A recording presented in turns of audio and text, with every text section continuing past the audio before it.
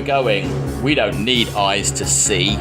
Yes! It's the science fiction rating system. We're here. It's another horror film. I'm happy. It's not Halloween anymore, but that's all right. We're still watching horror films. We're in the middle of our horror trilogy. It's always Halloween for you, isn't it, Alex? Yeah, I just realised I didn't do a line from Sunshine. What line would you have done? I fucked up. Good line. There you go. Well, But I did fuck up, Yeah. so I didn't do it. Yeah. Appropriate. The sun was shining last week. This week is Event Horizon, a film made 10 years before Sunshine, 1997, directed by Paul W.S. Anderson. People often get him confused with Paul Thomas Anderson, don't they? Do they? Same kind of name, don't you think? We're kind of radically different careers, though. Yeah, but, well, Okay. yeah, Paul W.S. Anderson, he directed Mortal Kombat, which I would say, big claim, one of the best films of a computer game ever made. Definitely, it's a great film.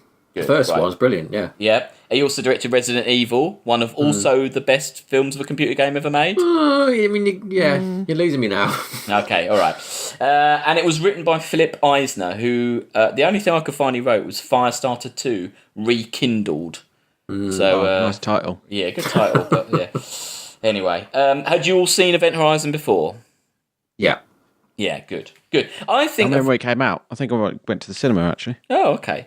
I think too young. Yeah, but you couldn't see between you're too young, yeah. Okay, Yeah. maybe not. I think it's a film that most people have seen, and also it's a film that was quite influential. A lot of people probably thought they've seen it if they haven't seen it, I would say. I think it's a film that a lot of people like me and sure it's probably you, Chris, like watch too young.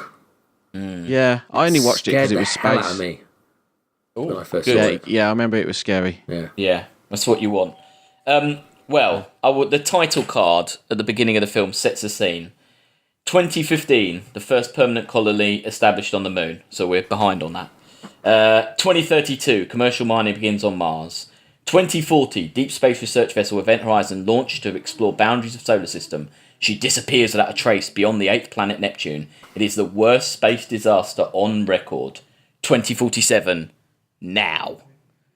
So we're in 2047, and the Event Horizon is popped back up, hasn't it? It's reappeared. And everyone's a bit confused because they don't know why it's reappeared. So Sam Neill, who is he made the ship, he is put together with this kind of ragtag crew of astronauts. I don't know. They're a rescue team, aren't they? They're not assassins. No, I they're think like they're military, aren't they?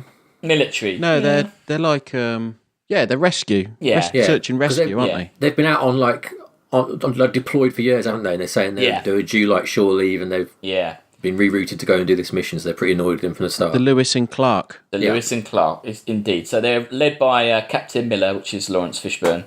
And quite a good cast, again. You've got some good people here. You've got Jason Isaacs, which people will know Brilliant. from Star Trek Discovery. Sean Pertwee, who you Amazing. you love. Terrible. Sean. You like Sean Pertwee, don't you? I love Chris? Pertwee. Yeah. I love him. Jolie Richardson, she's there. And Lawrence Fishburne. yeah, Lawrence Fishburne. Yeah, sorry, he's Do the you captain. think that we've seen more Lawrence Fishburne than any other actor? Because he seems to be in so many films we watch. It's do been you a think? lot. We'd have to add it up. I think we've seen a lot of. He's in Matrix Yeah. we're watching next time as well, isn't he? Yeah. So from the off, this is a bit unlike Sunshine. From the off, this is a horror film, isn't it? You got creepy stuff happens straight away. You got Sam Neill having horrible dreams about his dead wife and stuff like that, and it's got quite. I think it sets quite a good atmosphere. It's kind of a lot like Alien. Obviously, you've got that. I mean, it's not.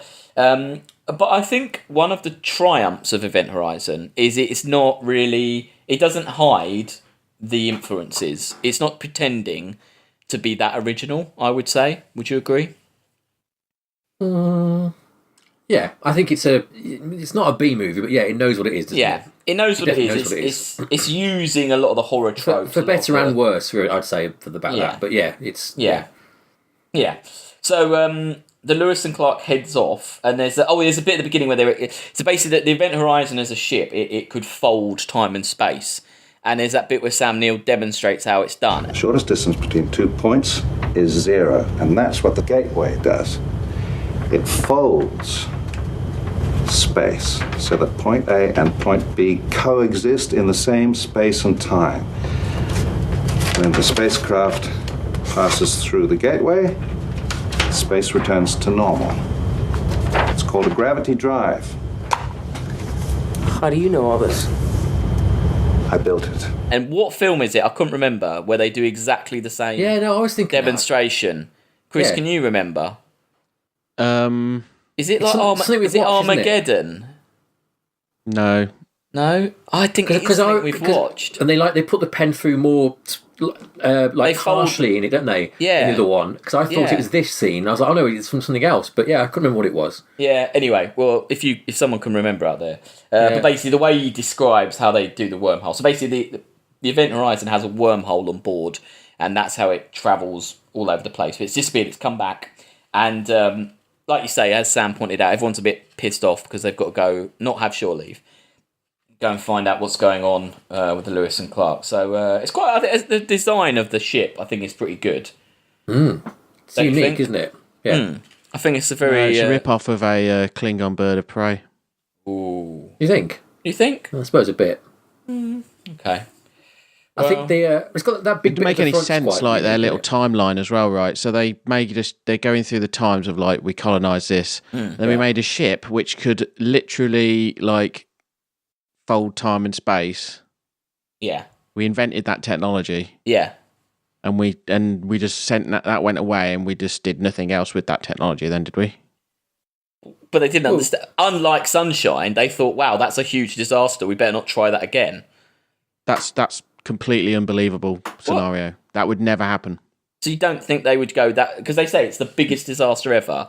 They invent something new like that. It probably costs loads. It disappears.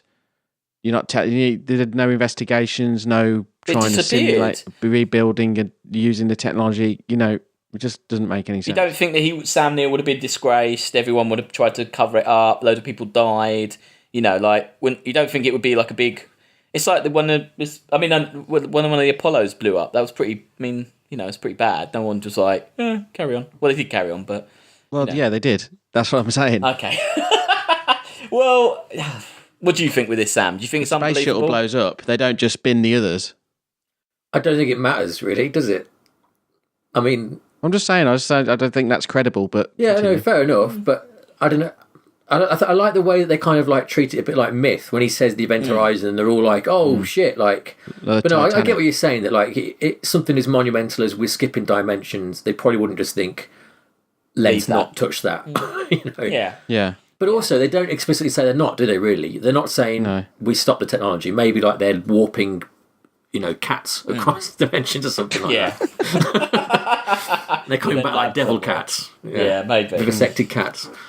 Well, I think, to me, again, maybe this is a big claim, but I think Event Horizon, and I can't think of another film, I think this established, what they're doing really is, and it's very obvious when they fly up when they first see it, it's a big storm all around it. And that is obviously like, if you're like coming up to a haunted house, always the films in a horror film, you'd be driving, your car breaks down out in a storm, there's a haunted house, and almost like a ghost ship. I think I would say that Event Horizon invented the idea of a kind of ghost spaceship.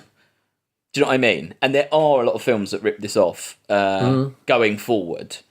But I quite like the way they keep the kind of idea. It's kind of like a shipwreck underwater, isn't it? And then you've just got like your light beam. Yeah, when you see the exactly. hull. Yeah, and it's quite space is scary, as we've learned from a lot of films. And I think it's the way they do it. They're kind of using that kind of imagery of the storm and all the kind of like weirdness about it. But they're kind of, it does almost feel a bit old fashioned. The idea of this kind of wreck that's there that they've got kind of board and what happened? We don't know what happened. I quite like all that. The cross on the cross shaped window is a bit on the nose, isn't it? It's an on the nose film, though, isn't it? I mean, I suppose. Yeah. It's not. It doesn't muck up. It seems like a really silly like design of ship, doesn't it? Like I like the design. that big long corridor. What down It's the middle? odd. Yeah, it is odd. I just imagine that's what they need to do this technology, I suppose. But Or do you need that to like keep the crew away from the engine because it gives off a radiation or something maybe, like I that? don't know. Maybe. Maybe you've I answered like your its own like question. big like helmet face at the front. I like that look Yeah. of that sort of thing. Yeah. But it's such like a Klingon or Romulan design. Yeah, you're right. It is very Klingon. Yeah. Well, I think the gateway, because they get on board the ship, and obviously there's a lot of jump scares and stuff, and flashing lights and blood everywhere. It's all a bit creepy and all that. But they find the gateway, and I read that the original description of it was that it was a smooth, featureless black orb suspended in midair with rotating arms. But that Paul Anderson changed it because he was very influenced by Hellraiser. Yeah. And Clive Barker was an advisor on the film, so it wasn't was like he? Right. Yeah, he was involved a little bit. Definitely, I read that.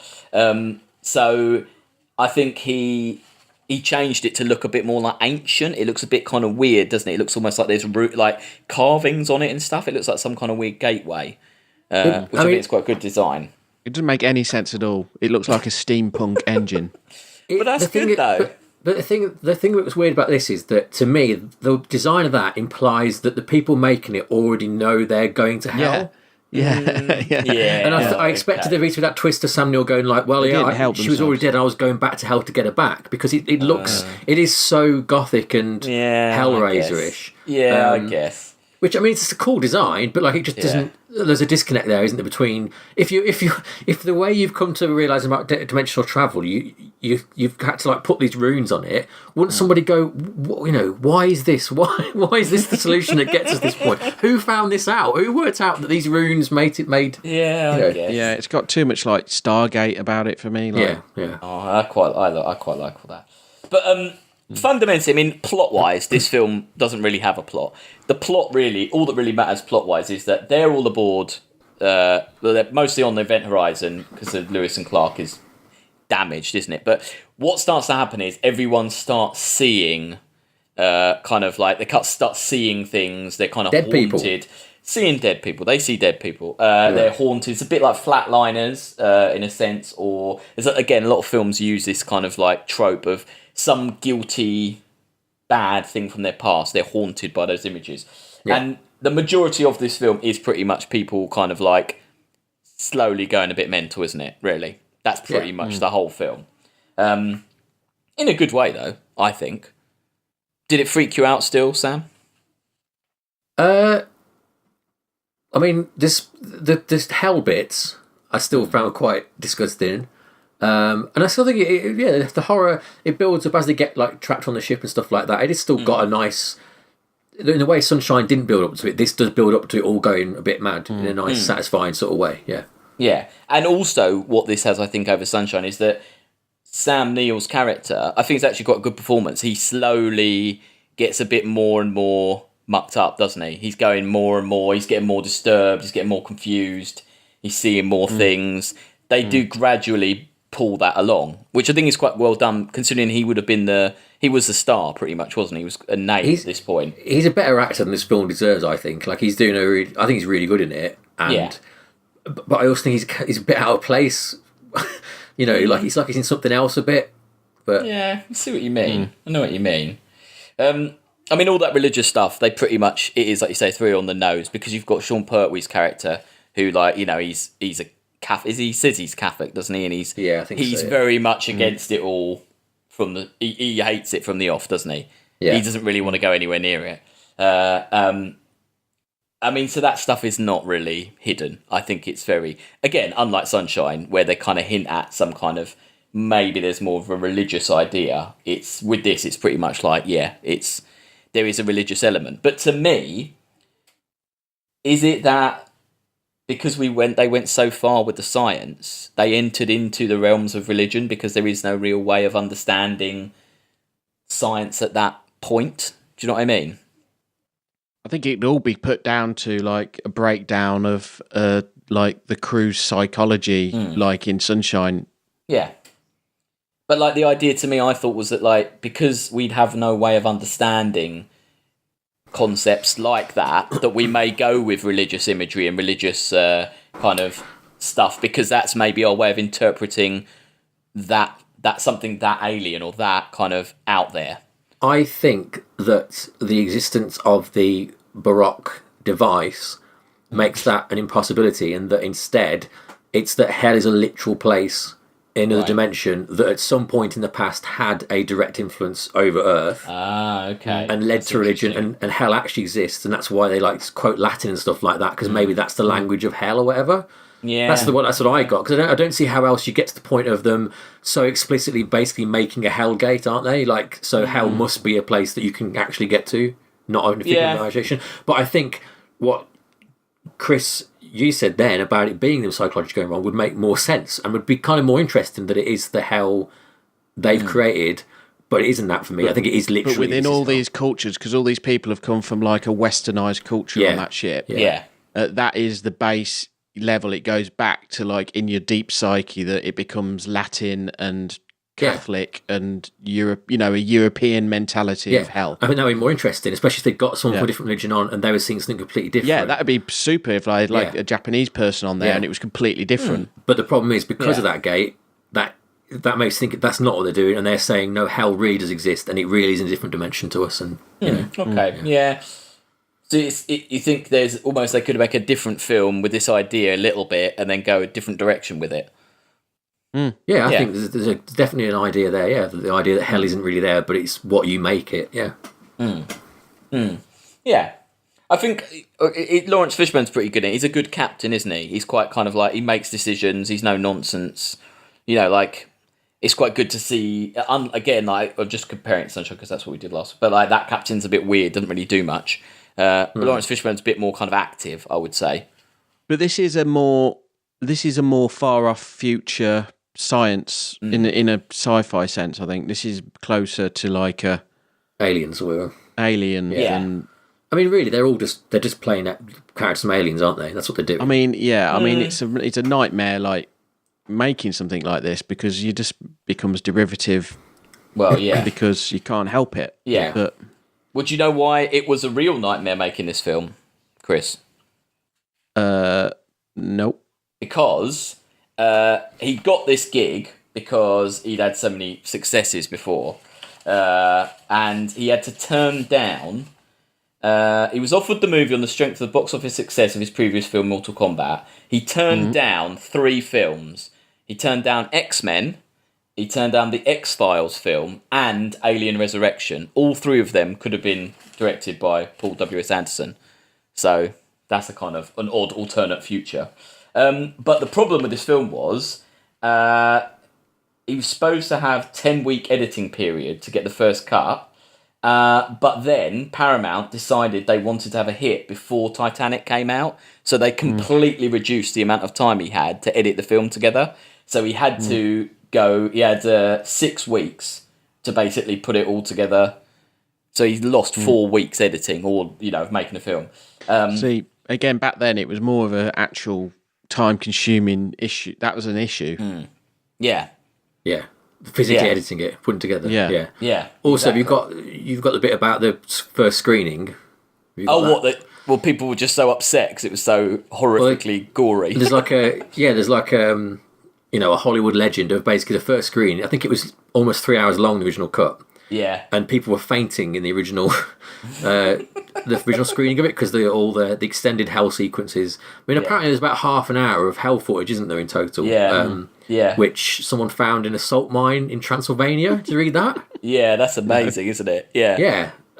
There's like one VHS copy of it that they got out of a salt mine in Transylvania, but there's no special edition because they can't restore it. They lost it, but the original cut is horrific, basically, absolutely horrific. Which you do see a little snatches of, don't you? If you. Yeah, there is all the footage they find of the footage of the ship crew's final moments and stuff. I mean, I don't know. I love that kind of thing, but I don't know if it had gone too far. Maybe then it would just be a bit silly. Like totally, I think the film has a good atmosphere, and the fact is there are some kind of dated effects in this. Some of the special effects don't stand up, but if there was more of that, it probably would make it a trashy film, like way too trashy. They find the video log and they show like the hell orgy or whatever, like the quick little cuts of it, and like that. When I was a kid, I was like, oh my god, this is terrifying. I had nightmares for ages.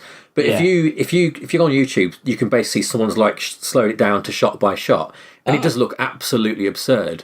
And so you think really like maybe Paramount did save it in the edit, because if it had been extended cuts of this ridiculous, like there's a guy pulling his own guts out through his mouth and all these like weird like devils like doing people doggy style and stuff like that, and it just looks nonsense, like absolute nonsense.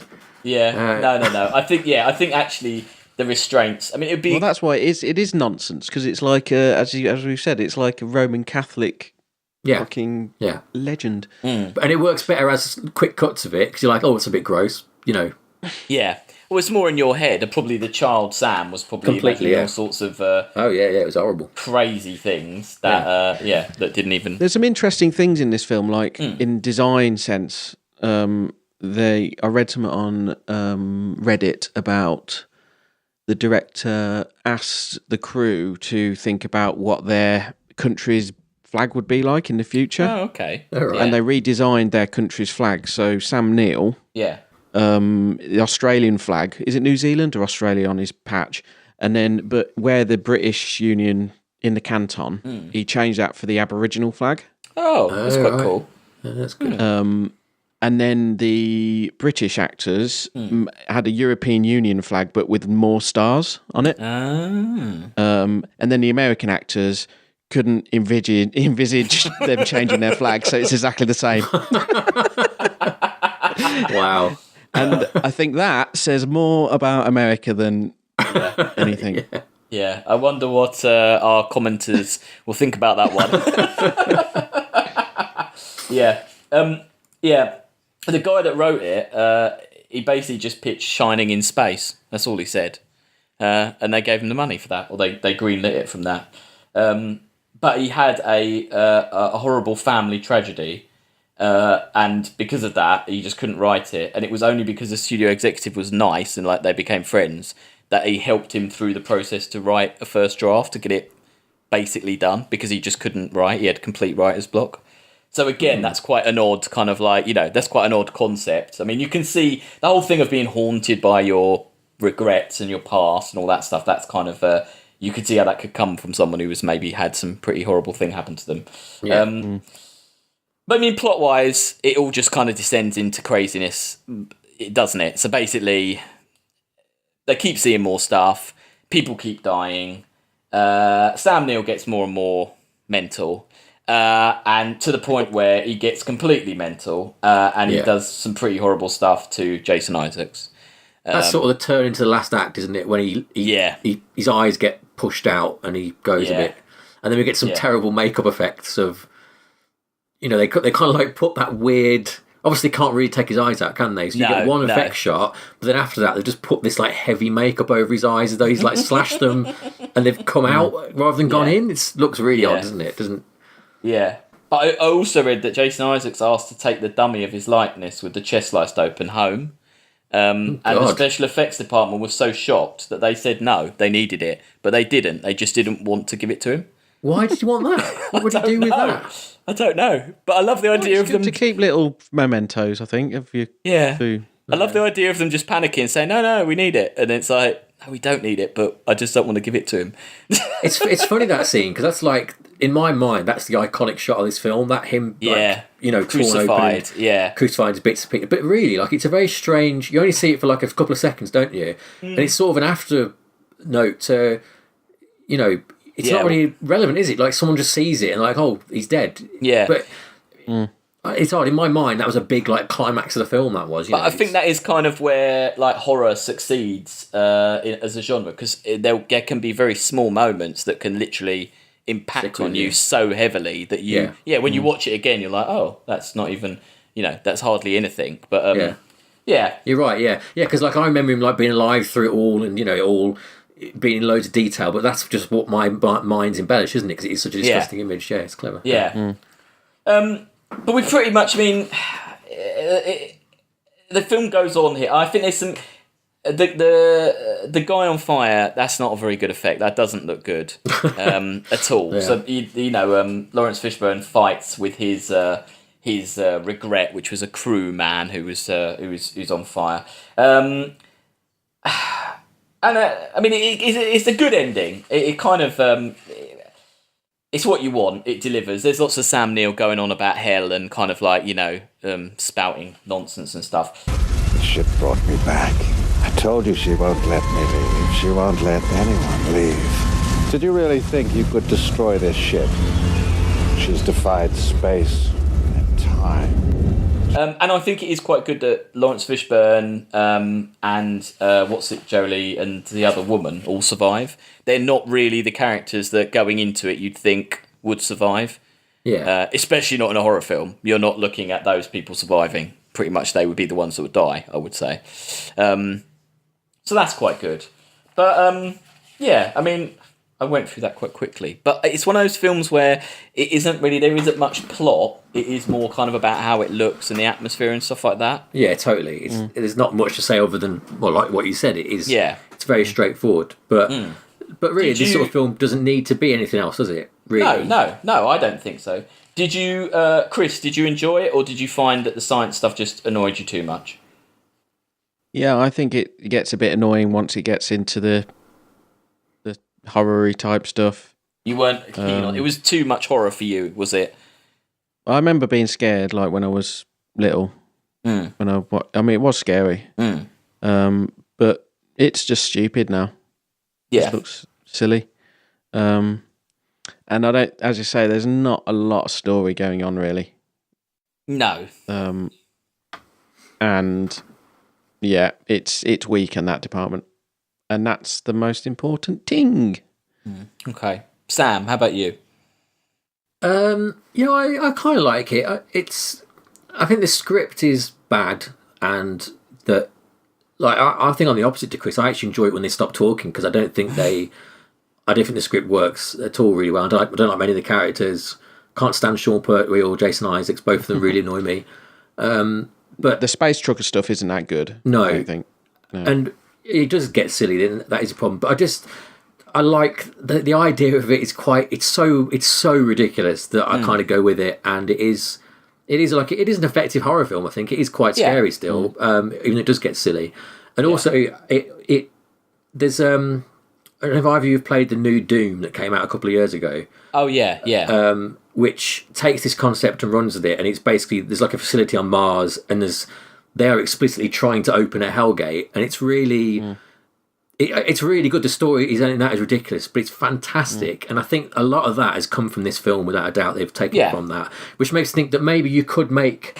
I think if you were more explicit about saying how Sam Neill, was actually trying to summon hell, because that's where his dead wife had gone. Because you think she's suicide's a sin, isn't it? So she can't go to heaven. She's gone to hell. If he is entirely aware about what he's doing and he's making a Hellgate, I think you've got a really interesting sort of weird thing there, and that they don't follow that through is perhaps one of the film's main faults. But yeah. Alex, what did you think overall? Oh, no, well, interesting. Just to interject, you said about Doom. Allegedly, when he opens the blinds in his room at the beginning, the whooshing sound effect is the sound effect from Doom when you open a door. Oh right, yeah, but that's in loads of stuff that noise. Oh, is it? Oh, okay. That door opening noise.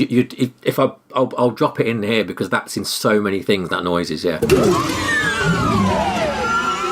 Oh really? That's funny. Yeah. What? Because so many people love Doom, or just? It's like the Wilhelm scream, isn't it? It's like one of those stock effects that gets used a lot. Yeah, it's funny though. I like it. I think it does. I think it wears its influences on its sleeve. I don't think it's pretending to be anything. I think it very obviously references Hellraiser and in a good way. And I think it's got a lot of notes and a lot of lots of tropes and things from other horror films. But I think where it is different, is it's setting those in space, and that is a difference, and it is new, and it is interesting. And I like the design of the ship and the gate and stuff. And the design of the ship's mental. It's like a corridor of made of knives. Why would you spinning around? Why would you do that? I don't. Yeah, I like it. That's what I mean. That's why you have to think of it as they know it's a hell ship. Yeah. I mean, maybe there is some joined up thinking that could have been done at the time to make it a much better film. It's not a good film, as in it's not going to win any awards for the script or the acting or anything. But I just think it works. It delivers what you want. It's creepy. It's pretty disgusting. It's a fun time, isn't it? Yeah, it's fun. I think it's Yeah. 10 times. Yeah, it knows what it is and it runs with that, and I've got no problems with films that do that. I think that's respectable. I've put the Doom door in the chat. Okay. Listen to that noise. You'll recognise it. Put the Doom door in. Oh yeah. I do recognise it. Yeah. It's in a load of stuff, isn't it? Yeah. That's funny though. But who invented the sound then? Did they invent it for the game then? It's called the Doom door, doesn't it? So I don't know whether it's. Yeah, I don't How know. odd. Should we rank this this work of horrible science horror fiction? Yeah. What do we reckon, Chris? Do you want to go first because you're the most negative? Definitely lower than last week's. Yeah, I'll say that. If people weren't listening, Sunshine didn't do as well as Chris would liked it to. So this is like, it's just weak in story. I know what's happening, but it's kind of like a montagey sort of. It's probably a short idea, actually, not even a feature. Oh. Okay, I would say somewhat like 62. 62. Okay. What would you say, Sam? Sorry, I'm looking at the Doom door. Do you want to know the origin of the Doom door? Go for rank it. it. Go on then. Tell us. It was pulled from a commercial sound effects library called Sound Ideas by the composer for Doom, Bobby Prince.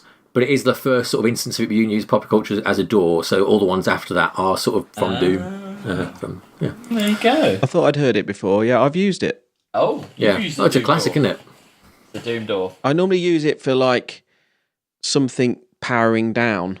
Yeah, I think there's a couple. I think that is a more powered down one. There's another one that's sort of reverse of that one. It's definitely It's a lot of Insomnus. stuff. Is it? Yeah. When he opens a door, when he's got the torch on his head and he goes into like that big engine room. Oh, right, yeah. That it's there. Yeah. Sure. It's a classic, that Doom door. Yeah. You can't Everyone escape loves it. the Doom door. So you said 62, did you? That's far too low. I would say... No, not far too low, but it's too low. For me, I'd say 50. Above 50. War Games, below Andromeda Strain. I was going to say maybe like under the Faculty, around that area, around Voyage Home. 47. Kind of. Yeah, so 50 is fine for me. I will concede with that. I think that's that's a good. What did you say, Chris? 50 is bullshit. No, it's like. What did you say? 62. He's going to say he's going to say even lower now. Maybe like Better than Phantom Menace. 58. 68? No. 58. Oh, 58. Oh, 58. What's that? Below Search for Spock. Yeah. I think it's better than. I think it's better than Search for Spock. Yeah. Lost Starfire. Yeah, me too. What? Search for Spock has got a story. And it's Star Trek. This has got a story though. It's just a very simple story. Yeah, it's just not much. Yeah, it's just around that It's area. got that classic story. Grieving Doctor becomes Hell Knight. You know. Yeah, That's one of the tropes in it. One of those like Rips his own eyes out. Yeah, one of those classic 7 stories, isn't it? Yeah, I think Shakespeare did a version of that, didn't he? Yeah. I'm I happy think around it's in that. Nights next week. Yeah, Yes. I'm happy around that kind of Bill and Ted's War Gamesy. That's an area I'm happy with. Should we settle around there? Around early 50s. 54. Yeah, if you like. 54. Below Bill and Ted, above Surrogates. Okay. Better than bloody Surrogates, wasn't it? You both hated Surrogates. That's so- a film that's way 54, too high yeah. on this list. 54. All right, 54. Cool. Oh, there it goes. It's going in. It goes. It's not better than Phantom Menace. I think it is, but you don't. So That's probably the only Paul W.S. Anderson film we can watch, isn't it? Because a zombie sci-fi? Not really. We can't really. I mean, there's a lot of scientific. Oh no, because actually, it is a 28 Days Later we can watch, can't we? another An outbreak. It is. Well, yeah, no, but Paul W.S. Anderson. It is a virus, isn't it? I don't know. It's maybe going more into horror than science. I would say. I mean, they are I in don't that want weird to watch facility. the crap anyway. I don't want to watch it. I Oh no, he quite like- directed Alien vs Predator, didn't he? Oh dear. Oh, perfect. Poor Yeah. guy. I mean, this is definitely the highest that we get in the list, I think. Yeah. No. I don't know. Alien vs Predator, not bad. Oof. No. Save that argument for another day. Yeah. We'll get to that. Yeah. I like the Resident Evil films. I think they're going to go quite weird towards the end. Yeah. But in a good way, I think. But anyway. What's the one where they sort of do the first film again? I saw that Oh yeah. not long ago. That was quite fun. Yeah, I know that. There's the one where there's a big facility and it's got scenes from almost like 4 of the films. Yeah. There's that road in Tokyo. There's a bit in that. Yeah. You know, that crossing in Tokyo. There's a bit there, and there's a weird Russian bit. Yeah. Yeah, that's one of the way later strange ones. films, aren't they? Yeah.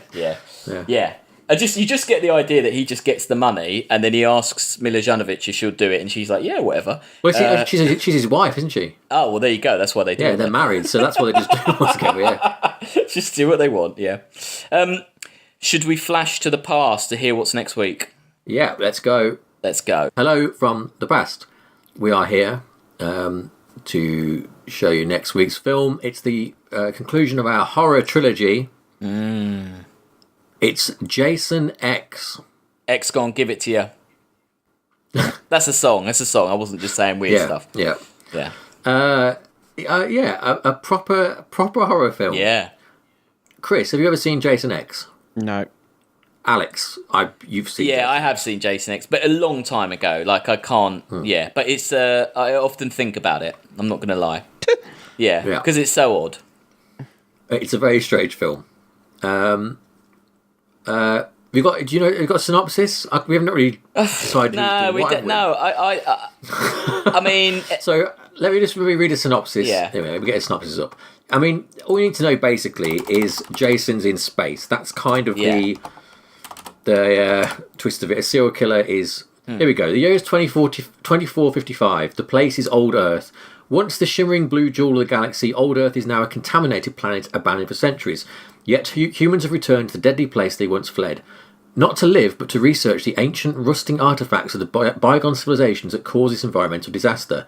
And little does the most recent landing party of intrepid young explorers realise the fate that awaits them. So it's really far in the future. And they've forgotten humanity. They don't know what we did anymore. Like, they didn't keep any records. Yeah. Weird. I mean, I wanted to watch this because I watched this quite recently, and I'd forgotten there's an amazing scene of like a VR scene. Yeah. Do you remember that, Alex? Yeah. So let's watch the trailer for Jason X. A team of students is about to discover a life form frozen in time. They're on their way back. Prepare for docking and power up the lab. You brought him on board? Everything's under control, ma'am.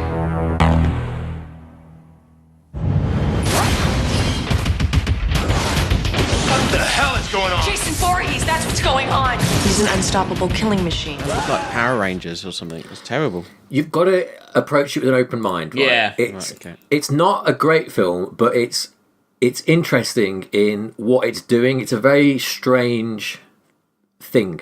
Because it is literally transporting a teen slasher flick into space. Yeah. It's such a strange construction. Barely. It just looks like they put some tinfoil on the walls. No, it's not. No. Watch it. I say open mind. Open mind, just something Chris. odd. I will guarantee there will never be a film like this on the list again. I don't think. So. Well, there aren't many films. I mean, normally that kind of thing is done actually like completely gimmicky, isn't it? Like, you know, Muppets from space. Yeah, like way. Drop something into space. Yeah. Well, no, it didn't really. It stayed on good for the Friday the 13th people trying to do something different. Yeah. Cool. Looking forward to watching that. Brilliant. Cool. That'll be next week on the SFRS. Bye. Bye.